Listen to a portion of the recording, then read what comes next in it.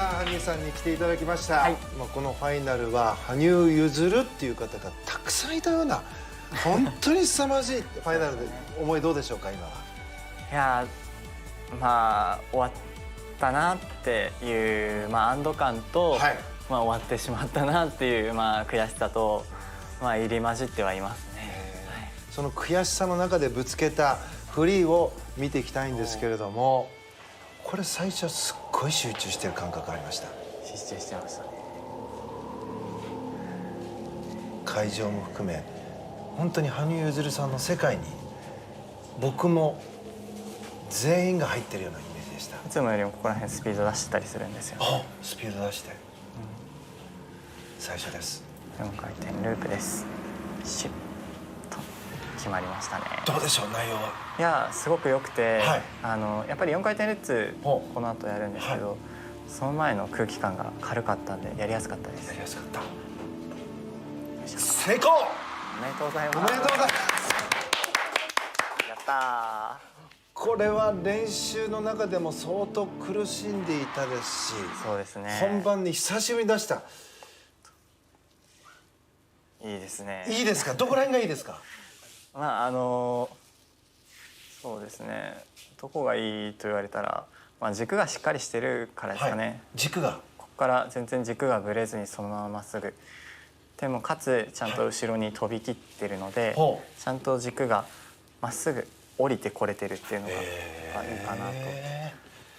じゃあそのルッツに関して言うとやっぱりメンタルサイドの時にどうしてもこう怪我しなくてよかったっていう何度も出ました。その恐怖心もあると思いますし、そこら辺はどのようにルッツって前向きに取られましたか。なんか技術的には分かってる部分は多分たくさんあって、ただそれがその体力的にだったりとか、あとはその試合になった時のメンタルだったりとか、そういったものに負けるパターンがすごく多いんですね、ルッツはまだ。ルッツに勝ったって僕は捉え方で大丈夫でしょうか。なんか自分に勝ったって感じです。自分に勝った。そのルッツは敵じゃないので。敵じゃないです。敵じゃない。友達ですから。その友達とより懐かしくないですか。懐かしいですね。言ってましたよね。話いただいたから。そしてこれ4回転が3回目の後半3回目の4回転ですね。5本目になります。苦しかったです。やっぱりそこまで4回転を続けて飛び続けてのやっぱり疲労度は全く違ってましたし、でなんかやっぱ勝たなきゃいけないっていう、なんかここで折り切らないと点数出ないっていうのは自分の中でも分かってたんで、なんかすごい戦いでしたね、ずっと。でも初めてその4回転を5本入れた、もう成功した次なんですよ。もう僕らはトリプルアクセルだからもう全然大丈夫って、もう一番の友達だって思いながらそうですね、親友だとは思ってた。親友だった。これは疲れてました。ちょっといいですか。疲れましたね、さすがに。やっぱりこれも難しい入り方から結局入ってるんで、普通にやろうと思えばもしかしたら飛べたかもしれないですけど、やっぱ難しいから入り方からやって、貪欲にやっぱりトリプルアクセルを狙いにいってたんですよ。例えば単発だったらあんまり大きく飛ばなくても軸さえしっかり作ればいいみたいな感じになってたんですけど、こんなに疲れてる状況でもやっぱ2本飛びたいって思ったんで、ちょっと大きく入れたんですよね。そしたらもう閉まらなくて力がなくて。余計なお世話言っていいですか。あれ4回転アクセル練習しなかった方がいいんじゃないですか。おかしくなったりしなかったですか。いや、やっぱおかしくはなりますね。なった。しょうがないです、それはもう。でもそれでも練習はアクセル入れるっていう、アクセルを降りるために練習するって思ってたので、はい。4回転アクセル級に出てきた発想はどっからなんですか。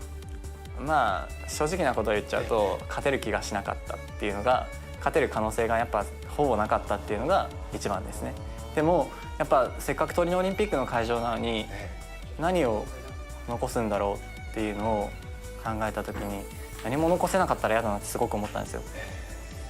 じゃあできることなんだろうって思って、でコーチがいないんだなっていうのもありましたし、リミッターがいない状態で今自分しか決められる人がいない状態で、これってもしかしたら4回転アクセルやれってことなのかなってちょっと思って、多分コーチがいたら絶対止めてますし、はい、試合の方が大事なんで。で、ショートで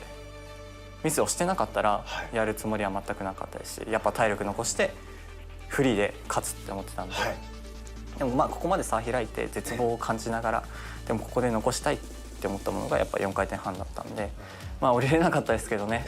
はい、すごいそういうなんか本当いろんなものをかけてあの時はやってました。でも本当に最後全てを出し切ったこのファイナルで何を一番使われました？なんか久しぶりに、なんかノーミスしなくていいんだよって思えて、いつもなんかすごくノーミスしなきゃいけない怖さにすごい駆られてて、でもノーミスしないと勝てないのは分かってますし、誰よりも勝ちたいってすごく思ってるので、大切だとは思うんですけど、この構成でやって、ノーミスできる可能性、クリーンなノーミスできる可能性なんて本当に1割も満たないだろうという中だったんで、なんか思い切ってできました。なんか本当に小学生の頃みたいになんかミスしてもいいやって思って、ただ